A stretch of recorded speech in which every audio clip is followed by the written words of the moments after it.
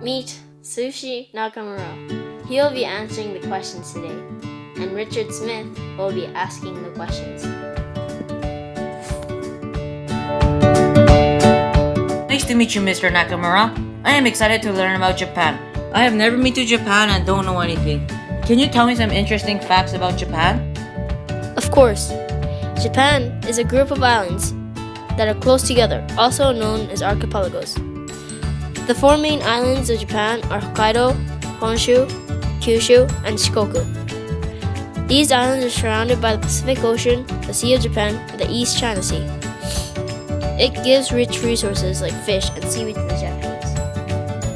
Another interesting fact is that 70% of Japan is made out of mountains. That is very interesting, but I have a question. If 70% of Japan is made out of mountains, how do they feed 127 million people? Also, I heard from a friend that Japan can fit into Alberta, and Alberta has a population of 3.6 million people. Yes, although Japan has many disadvantages, such as a huge population, Japan also has a lot of advantages, such as the climate and all of the resources they have. One of Japan's resources is the rice, which is Japan's staple food. Rice is used in every meal. However, rice can be hard to grow, and that is when the monsoon comes in handy. Monsoons are strong winds in Asia that come from the southwest each summer. These winds bring the rain clouds that are necessary for growing the rice.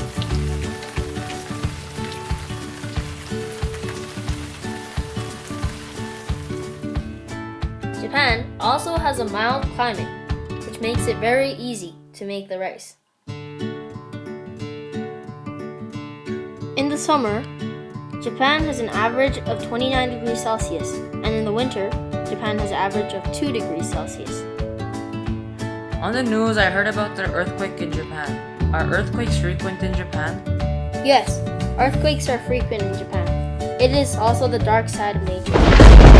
What is the dark side of nature? The dark side of nature can include things that can cause harm to the people in Japan, such as tsunamis, volcanoes, earthquakes, and typhoons. Now, since we have talked about the dark side of nature, let's talk about the beauty of nature. Japan's natural landscape has always been the source of great pride. Many traditional Japanese ceremonies are linked to the natural world. For example, cherry blossoms are the most beloved flowers among the Japanese.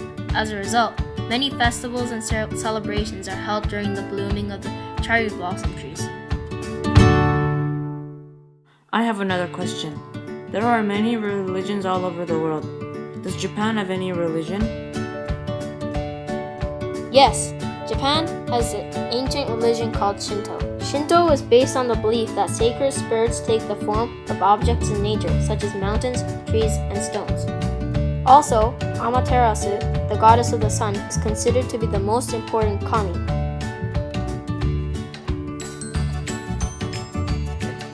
It is also said in Shinto that humans become kami, or gods, when they die and are honored by their families.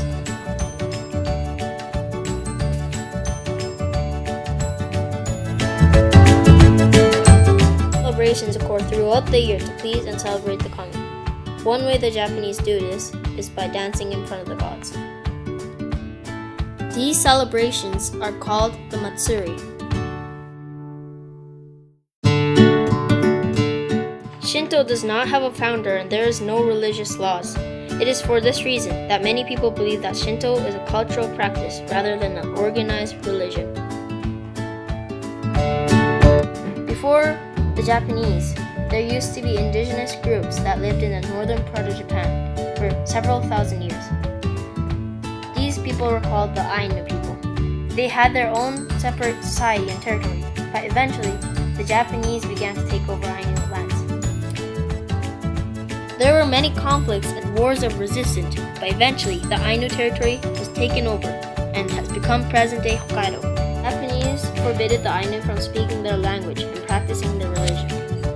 This is known as assimilation. In medieval Europe, there was the feudal system where the king had all the power and the peasants had the least. In the Aztec Empire, the emperor had all the power. Were there any feudal hierarchy pyramids in Japan? Yes, Japan did have a feudal hierarchy. Who was in the feudal hierarchy, and could you tell me what their roles were? Well, there were 9 groups in the social hierarchy. On the top of the pyramid was the emperor and the shogun. Although the shogun did get picked by the emperor, the shogun had far more power. The daimyos were landlords and nobles. The samurais served the nobles. Well, the samurais were peasants who farmed crops for society. Next came the artisans and the merchants. At the bottom of the pyramid, there was the outcasts and the Ainus. The Japanese also believed in Confucianism. This was a teaching by a Chinese scholar named Confucius. In one of his teachings, he encourages people to respect and honor their superiors. He also taught the 5 basic relationships. Relationships were ruler, subject, father, children, husband, wife, older brother, younger brother, and friend. During the Edo period, the shogun felt that the Christian God and the church were threats to his authority. He was also worried because during the 1600s, there were rumors that Europeans were going to take over Japan. This is when the shogun came up with the exclusion laws. First, Christian churches were burned down. He also ordered all Christian missionaries to leave the country. Also, ships large enough to make long voyages could no longer be built, and existing ones were destroyed. Also, the Dutch were the only people allowed to trade with the Japanese. Now, let's talk about the Golden Age of Japan. The Golden Age was during the Edo period. Because there was peace and prosperity in Edo, Japan, the arts and culture were able to flourish. These things included the wood block prints, martial arts, bunraku, kabuki, sumo wrestling, and Japanese tea ceremony. During the 1800s, Japan's feudal system started to break as merchants gained wealth and power. Also, many daimyos were nearing bankruptcy, and there were little real work for the samurais. In the 1700s and the early 1800s, Japan was struck by many natural disasters. A third of the population died of starvation. Rice was scarce, and the price rose steeply. By the early 1800s, many nations were knocking on Japan's door. Russia, England, and the United States requested trade. In 1825, the shogunate responded with a no second thought expulsion law. This meant that any foreign ships was to be fired upon and that any foreign person could be taken prisoner.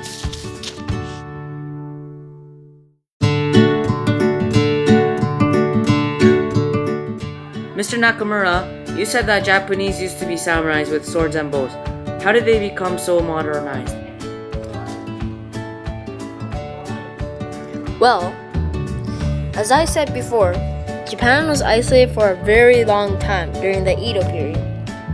However, in 1853, U.S. Commodore Perry came to Japan. No, not this one. Yes, this one. U.S. Commodore Perry came to Japan with President Fillmore's letter. President Fillmore asked the shogun to protect shipwrecked Americans and to give the Americans the right to buy coals for their ships. In 1854, Commodore Perry came back to Japan. U.S. Commodore Perry came back to Japan to force the Japanese to sign the Treaty of Kanagawa. The treaty asked the Japanese to open 2 Japanese ports to American ships. It also established an American consulate in Japan.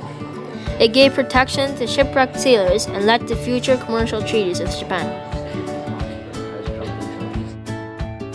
Commodore Perry was able to do this by showing the Japanese the United States' overpowering military power. So after Perry's arrival, Japanese became modernized, and everyone was happy, right? Yes, many were happy, however many were mad. Most of the people who opposed westernization were samurais.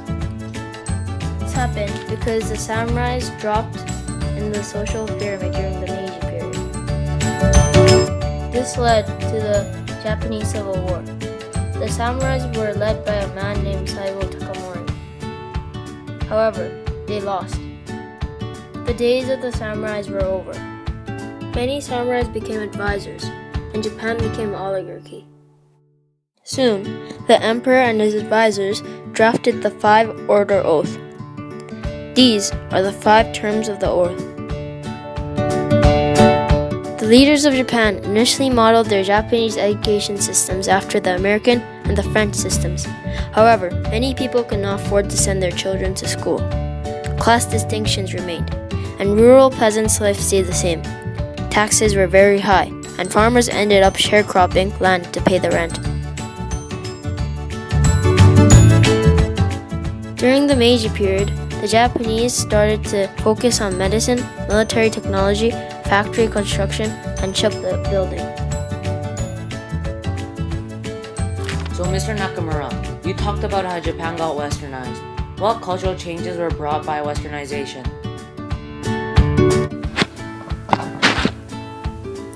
Well, when Japan became modernized, many of the Japanese culture changed. Some of these examples were public bathing and tattoos were prohibited. Also, farmers were required to wear clothes even on hot days. Well, if there were such dramatic changes in Japan, would some of the citizens be mad? Of course, there were many people that would be mad. The rapid change had produced tension, so the Japanese government decided the pace of the change had to be slowed down. So, they changed their motto from civilization and enlightenment to Western science, Japanese essence, in favor of something more pro-Japan. To make the citizens happier, the government discouraged Buddhism and Shinto was encouraged. Japanese made a constitution using the best elements of Western government. However, this was not the biggest part of Westernization. The biggest part was in improving the military. They did this because they noticed 3 things that made the Western countries so powerful: control over foreign colonies, military power to defend, and a strong economy.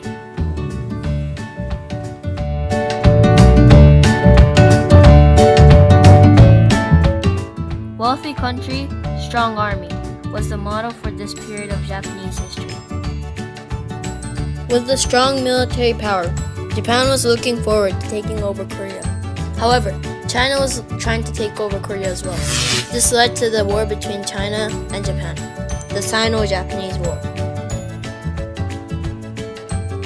However, the war was quick and decisive. Japan's military strength was superior, so they won. China decided to sign a peace treaty. China gave up Taiwan, Korea, and the Liutan Peninsula. The Japanese demanded a large payment for its losses. Japan gained economic rights in China.